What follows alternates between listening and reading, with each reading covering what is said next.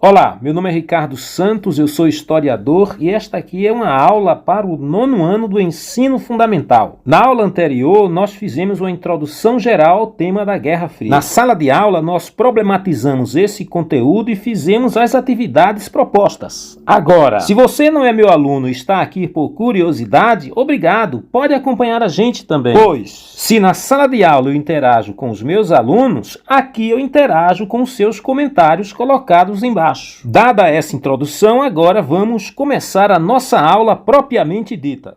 Aqui estão nossos conteúdos e objetivos. O nosso foco está nos objetivos, principalmente neste aqui. Analisar as principais disputas militares entre os blocos capitalista e socialista. Por que a ênfase não está no conteúdo? Porque este conteúdo nós já falamos na aula anterior.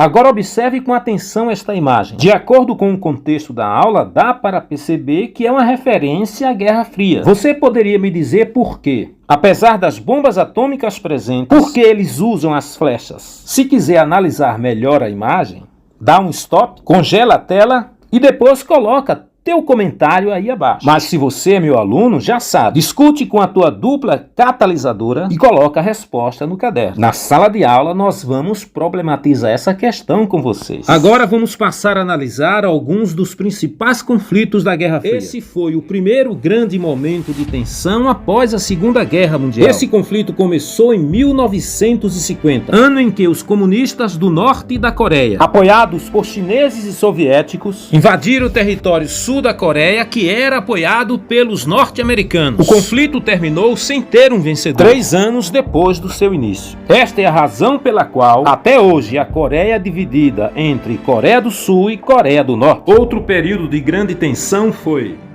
a crise dos mísseis de Cuba. É considerado o maior momento de tensão entre as duas potências da Guerra Fria. A crise começou em 1962, ano em que os Estados Unidos descobriram que a União Soviética estava instalando uma base de mísseis em Cuba. Documentos posteriores afirmam que a inteligência americana sabia que os mísseis soviéticos instalados em Cuba não representavam a mesma ameaça que os mísseis americanos instalados na Turquia. Mas, por causa da repercussão negativa dessa estratégia russa, o presidente americano veio a intervir e ameaçou os russos. Se os mísseis não fossem retirados de Cuba, os Estados Unidos iriam declarar guerra à União Soviética. Por fim, depois de 2 anos de negociações, ambos os países chegaram a um acordo e retiraram os mísseis tanto de Cuba quanto da Turquia. Momentaneamente, a possibilidade de uma guerra nuclear foi eliminada. Porém, outros momentos de embates indiretos entre essas duas nações vieram a acontecer.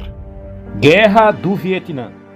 Ela ocorreu entre os anos de 1959 e 1975. A princípio, a guerra visava libertar o Vietnã da opressão estrangeira. A União Soviética entrou nesse conflito apoiando os Vietnãs do Norte. Depois, os americanos entraram nesse conflito em 1965 e apoiaram o Vietnã do Sul. As tropas americanas não foram bem-sucedidas e não tiveram o apoio popular que eles esperavam. Sobre a falta desse apoio popular, nós vamos passar uma atividade para você aí na sala de aula. E vocês que estão nos acompanhando nas redes sociais, coloca aí embaixo qual ou quais músicas você conhece que falaram da incoerência desta guerra.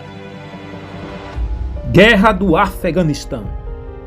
Não é sem base que muitos historiadores chamam essa guerra de o Vietnã da União Soviética. Só é você lembrar o que aconteceu aos Estados Unidos na Guerra do Vietnã para entender o que aconteceu com os russos nesta guerra. Depois de uma relação amistosa ao longo do século XX, os russos invadiram o Afeganistão em 1979 por causa de um golpe de Estado que levou Mohammad Dato Khan ao poder. Ele não gostava das ideias socialistas da União Soviética e era um forte aliado da Iugoslávia e do Irã. A invasão soviética estendeu-se por longos 10 anos. Além do impacto financeiro, milhares de soldados russos morreram. E a impopularidade da guerra também cresceu no país. Esse conflito passou a fazer parte da Guerra Fria porque os adversários dos russos foram financiados pelos Estados Unidos. A ironia desta guerra está justamente na grave consequência dela: o fortalecimento dos grupos rebeldes que deram golpe no país e levaram a Rússia a invadi-lo. Estes rebeldes eram de origem islâmica e o seu fortalecimento deveu-se muito ao financiamento internacional. Em outras palavras, ao financiamento do dinheiro americano. Logo, esses rebeldes possuíam ideais fundamentalistas islâmicos. Foi desse fundamentalismo que saiu fortalecido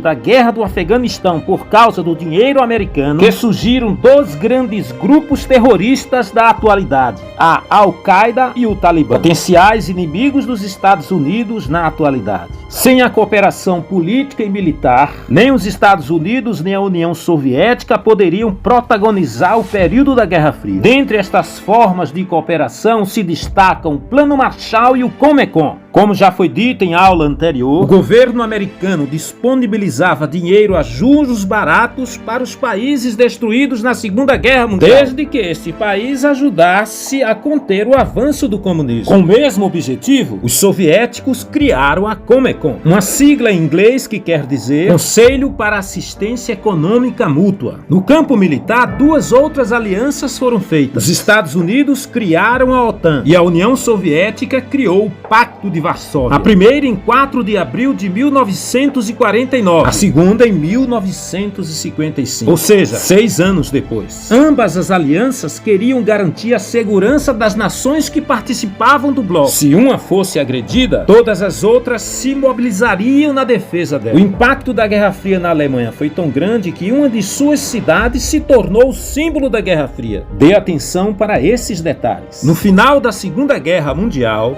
a Alemanha, a grande perdedora da guerra, foi dividida em 4 partes ou em 4 zonas de influência. As 4 nações que a dividiram foram União Soviética, Estados Unidos, França e Inglaterra. Após batalhas e acordos entre essas 4 nações, a Alemanha ficou dividida entre os Estados Unidos e a União Soviética. O lado oriental da Alemanha ficou conhecida como República Democrática Alemã e alinhada à União Soviética. O lado ocidental da Alemanha ficou conhecido como República Federal da Alemanha e alinhada aos Estados Unidos. A cidade de Berlim também foi dividida e transformou-se na capital das duas Alemanhas, o lado oriental comunista e o lado ocidental capitalista. Por iniciativa da Alemanha Oriental, o muro foi erguido para impedir as passagens das pessoas de um lado para o outro. Esse muro, conforme nós já estudamos na sala de aula, tornou-se o grande símbolo da Guerra Fria. E o fim desta guerra teve como grande símbolo a dissolução da União Soviética em 26 de dezembro de 1991. O fim da União das Repúblicas Socialistas Soviéticas foram consequência da grande crise econômica e política que afetaram o país a partir da década de 1970. Mas, numa descrição mais pontual, poderíamos dizer, foram as faltas de ações para resolver esses problemas que levaram ao fim daquele país. Agora, uma atividade para você.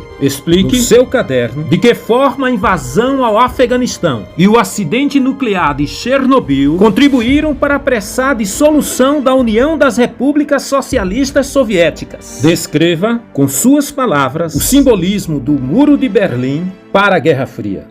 Explique como a Glasnost e a Perestroika contribuíram para isso. Agora vamos dar um intervalo e depois vamos problematizar um pouco essa situação e vocês terão tempo para responder essas atividades. Mas você que está nos acompanhando pela rede, deixa aí abaixo a tua pergunta ou teu comentário que a gente vai interagir com você. Tchau e até a próxima aula.